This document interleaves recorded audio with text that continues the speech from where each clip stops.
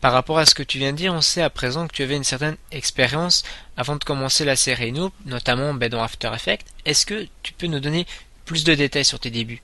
Alors effectivement, en fait, ce qu'il faut savoir, c'est qu'en 2000, quand j'ai commencé, alors en 2000, j'avais pas d'ordinateur. On avait fait le premier montage avec deux magnétoscopes, c'était une catastrophe. On avait fait des enregistrements de lecture de bidule avec des câbles partout, c'était abominable. Mais il y avait cette volonté justement de faire un petit montage. Et puis en 2001 est arrivé le premier ordinateur. Et là, je suis parti de rien, j'avais même pas Internet à l'époque, c'était l'époque des 28K, donc c'était même pas le 56K, le modem vraiment tout pourri. Il n'y avait pas de tutoriaux, il n'y avait rien. D'accord. Et alors là, ça a été la galère parce qu'il fallait, j'étais devant mon interface et je me disais, bon, bah, potentiellement, j'ai vu d'autres films amateurs faire ça avec ce logiciel, donc théoriquement, je serais capable de le faire. Maintenant, je cliquais sur tous les boutons, je faisais des essais, enfin, c'était horrible. Et j'ai mis 9 mois tout seul à apprendre effet spécial par effet spécial en recommençant constamment. J'avais un pote qui faisait de la co-réalisation avec moi et lui venait et il me dit non, là c'est trollé. Donc, comme moi j'avais le nez collé dessus, je voyais plus les défauts. Et lui venait, il disait ah non, mais attends, Ivy par exemple, la fée de Zelda, on a fait une petite parodie, elle disait mais elle ressemble à une mouette, c'est abominable et tout. Donc, du coup, hop, je refaisais, ça me permettait de m'améliorer, de trouver d'autres solutions. Et puis donc au fil des années, bah, j'ai progressé. Ensuite, les tutoriaux sont arrivés. J'ai pu un petit peu affiner ce que j'avais appris tout seul. Mais j'ai vraiment aucune formation, on va dire, dans un cadre scolaire ou quoi que ce soit. Moi, j'ai fait des études de droit, donc rien à voir. Donc là, c'est vraiment autodidacte. Et pour me donner les moyens de ma passion, donc de raconter des histoires, ben, je me suis un peu fait violence et ça a été la partie un peu embêtante, mais voilà, j'ai appris tout seul au fil des années. Je pense que c'est un bon test pour les jeunes réalisateurs qui sont là. Ils n'ont pas forcément la possibilité d'avoir un staff super complet dès leur début. Donc justement, c'est un bon test, voir si jamais ils seront capables de surmonter un petit peu tous les problèmes qu'ils vont rencontrer en tant que réalisateur. La première épreuve étant d'apprendre à maîtriser les logiciels. Et sinon, j'ai une question. Comment tu arrives à écrire les scénarios des épisodes sans savoir à l'avance qui sera là au tournage? Alors j'ai un secret en fait, bon, que c'est un secret de polichinelle, mais ma technique c'est que j'écris le scénario la veille pendant la nuit en fait. Donc il faut vraiment pas avoir peur de la page blanche. Euh, Ce qu'il y a c'est que bon, dans une saison je sais d'où je pars, je sais par quel point je vais devoir passer et je sais jusqu'où je vais. Mais je sais pas comment je vais arriver de tel point à tel point. Donc, par exemple, généralement, on a un forum interne et je fais aux acteurs, bon ben voilà, demain, dans le meilleur des mondes, j'aurai besoin de machin, machin, machin, et puis en méchant, j'ai besoin de bidule, bidule, bidule. Donc les gens me disent, bon ben moi je suis là, moi je suis pas là, etc. Je fais, ok, bon ben maintenant que j'ai la liste complète des gens qui sont là demain, hop, j'écris mon scénario. Et donc je compose en fonction des gens qui ont confirmé leur venue. Et si jamais, en plus, le lendemain, il y en a un qui va tomber malade, je sais pas, qui a une gastro, qui peut plus se lever ou une grippe, bah, du coup, hop, le jour même, j'arrive encore à retomber sur mes pattes parce que quand j'écris le scénario, je me prévois des portes de sortie. Au cas où il y a un problème, au cas où, je sais pas, on va sur un lieu de tournage et en fait c'était un lieu où on n'avait pas le droit de tourner, il y a des gardes forestiers qui arrivent et qui nous disent, hop, ici c'est interdit, donc hop, on s'en va, le décor change, alors il faut inventer un système de téléportation, mais pourquoi ils ont été téléportés et tout, ou alors on recommence carrément, mais voilà, il y a vraiment tout un tas de systèmes qui permettent justement de continuer, quoi qu'il arrive, pour surmonter tous les petits handicaps qu'on peut avoir. Alors après, c'est pas tout le temps non plus, hein. Souvent, ça se passe comme on a envie que ça se passe. Mais voilà, c'est vraiment ça qui me permet aujourd'hui d'avancer. Parce que si jamais je faisais pas ça et que par exemple je disais, bon ben voilà, c'est soit les cinq acteurs sont là, soit on tourne pas, ça mettrait la pression sur la personne qui peut pas venir. Tout le monde dirait, ah, t'es gonflant, j'ai bloqué mon week-end, et juste parce que toi t'es pas là, on peut rien tourner, etc. Donc pour éviter qu'il y ait cette pression-là, justement, quand quelqu'un ne peut pas venir, bah, il n'y a pas de souci, comme je dis tout le temps, c'est priorité à la vie privée ou priorité à la vie professionnelle. Nous, c'est un loisir. Si tu peux pas venir, il n'y a pas de souci. On s'adapte. Voilà. Donc c'est vraiment le maître mot. Ok. D'accord. Du coup, en fait, l'important, c'est de garder une idée directrice et après, tu affines en fonction des dernières informations dont tu disposes. C'est ça, voilà. Je sais où je vais, par contre, je ne sais pas comment j'y vais. Et donc, petit à petit, en fonction des personnes, des forces en présence, je compose avec ma fidèle collaboratrice Gaïa. Donc, on discute, on fait les scénarios et tout ça. Et puis ensuite, elle va se coucher. Et moi, ben, malheureusement, je passe ma nuit à Un petit écrire. peu plus tard encore, ouais. Ouais, j'ai des cernes, vers 3 heures du matin, ils reçoivent les scénarios, ils les lisent le matin en prenant leur petit déjeuner. Et puis, hop, ils arrivent tous vers 13 heures pour le tournage. D'accord. Et du coup, pour toutes ces phases-là, à partir du lendemain, combien de temps ça te prend à peu près le tournage d'un épisode en moyenne? Alors, pour un épisode de Noob, alors surtout sur la saison 2, les saisons 2 et 3, en fait, c'était surtout comme ça que ça se passait, c'est que, donc, généralement, on tournait le samedi ou le dimanche. Donc, j'écrivais le scénario, ça prend entre 3 et 5 heures à écrire, parce qu'en fait, il faut d'abord donc discuter le thème et compagnie, ensuite écrire l'épisode. Après, il faut relire chacune des phrases en imitant l'acteur. Souvent, c'est assez marrant, surtout quand j'imite Couette ou Gaïa. Je ne sais pas si vous imaginez, comme ça, c'est magnifique.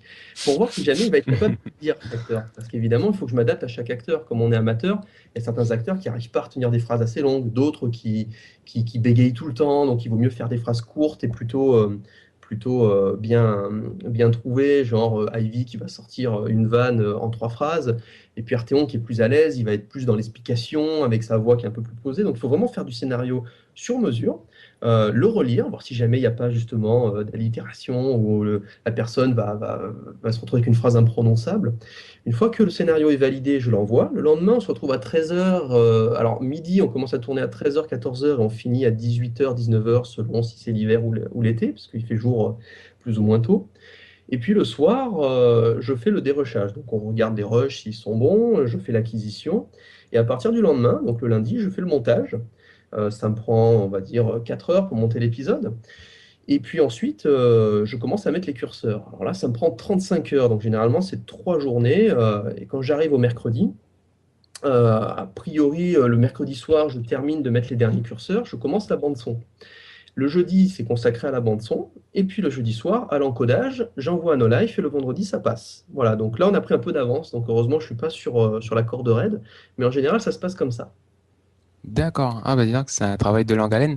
Et est-ce que ça t'arrive de devoir tourner des épisodes, mais pas dans l'ordre de la saison, par exemple, tourner un épisode de mi-saison alors que c'est le début de la saison, parce que par exemple, tu es sur un terrain que tu pourrais pas avoir plus tard et qui correspond bien à un scénario ou à une idée que tu aimerais bien tourner. Oui, ça nous est arrivé quelques fois. En fait, par exemple, le champ de bataille de la saison 2, qui est l'épisode 16, en fait, on l'a tourné avant de faire l'épisode 1, il me semble. C'est-à-dire qu'on l'avait tourné l'été, donc un an avant. Donc ça a été tourné vraiment en avance. Sinon, de temps en temps, oui, on a des épisodes qu'on tourne un peu en avance parce que, bah, par exemple, comme tous les acteurs n'habitent plus forcément dans le sud, il y en a certains qui vont revenir juste pour une semaine et après ils repartent sur Paris. Donc hop, on va tourner pendant 2 jours, on va faire les tournages de quelques scènes de manière à avoir 3, 4 épisodes d'avance, de manière à ce qu'on ne voit pas trop qu'il est déménagé à l'écran. Donc généralement, ouais, on tourne quelques épisodes en avance ou quelques scènes du moins en avance. Et là, ensuite, il suffit d'avoir la ligne directrice et puis ensuite de peaufiner le scénario. Le pire, c'est le final de la saison 3, donc le dernier en date qui dure 30 minutes. Je crois pas que j'ai tourné une seule scène dans l'ordre. J'ai tourné toutes les scènes dans le désordre. J'ai un truc de fou. Et le truc, c'est que j'ai écrit D'accord. les scènes au fur et à mesure. Donc c'était encore pire parce que si jamais je me trompais ou qu'il me manquait des plans, il y avait certains acteurs, je les avais plus après, hein, genre le gros champ de bataille qu'on a fait sur Orléans. Donc c'était assez tendu, mais voilà, après, comme ça fait quand même 10 ans qu'on fait ça, il y a quelques habitudes et on commence à savoir à peu près où on veut en venir. Puis pareil, quand je suis sur le tournage, j'ai déjà mon épisode en tête, donc j'ai juste à tourner ce qui défile dans ma tête. Donc en général, c'est pas trop compliqué. En fait, on se rend pas toujours compte, mais c'est quand même une grande organisation, surtout pour les amateurs qui commencent leur premier pas. Est-ce que tu peux nous dire les imprévus que tu as rencontrés? Alors, en termes d'imprévus, on en a eu pas mal. Donc, par exemple, là, on a l'ordinateur qui crame, donc du coup, je peux pas monter les épisodes suivants, ce qui est embêtant pour le planning. On a eu, il y a pas longtemps, on voulait faire un épisode spécial Noël, mais on a eu un problème parce que le câble qui sert à alimenter le son de la caméra ne marchait plus. Donc, il a fallu commander un autre câble, mais on n'a pas pu tourner. Donc, ça a été assez embêtant. Mais comme c'était un bonus, on n'a pas insisté. On s'est dit, bon, bah tant pis, on fera ça plus tard. Sinon, on a eu donc les gardes forestiers qui sont venus, qui nous ont dit attention, on est ici, machin et tout ça. Donc il a fallu qu'on s'adapte un peu en dernier recours.